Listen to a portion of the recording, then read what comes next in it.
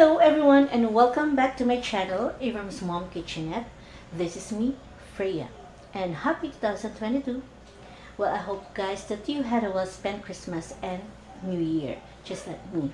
And in today's video, I want to show you my version of mixed vegetables, which is a very staple dish to every Filipino. And this dish is very versatile because you can make your own combination of vegetables. This is easy, healthy, and flavorful. We will start by boiling about 250 grams of diced pork meat on a little water to make it tender. Sprinkle it with salt and pepper. Stir until the meat soaks up all the water and render its own fat and the meat becomes brown and crispy.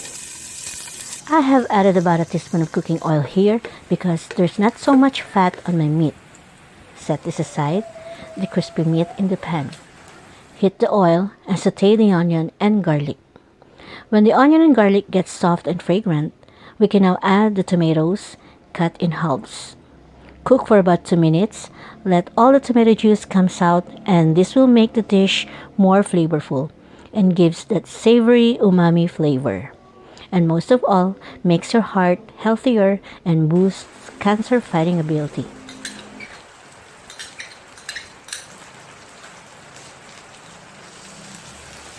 Then add in 2 tablespoons of oyster sauce, 2 tablespoons of soya sauce. Stir.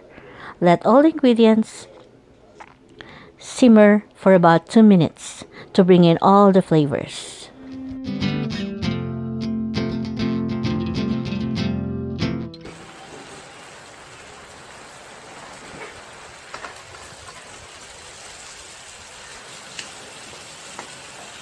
And now, add 1 cup of cubed squash, 1 cup of water, cover and simmer just until the squash is half done.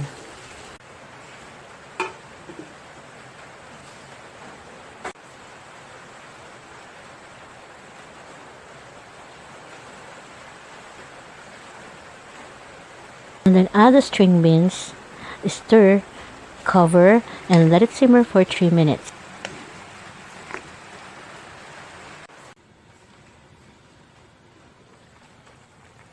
By this time, the string beans are half done. Taste and adjust the saltiness. You can add fish sauce or salt and pepper.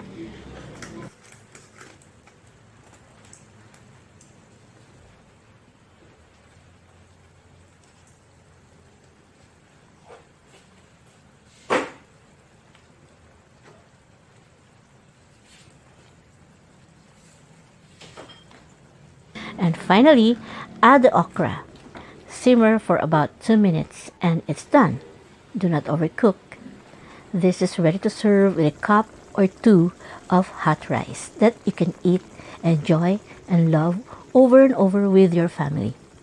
So if you like my video, please give me a thumbs up and hit the subscribe button now to support my channel and for more videos. Thanks for watching.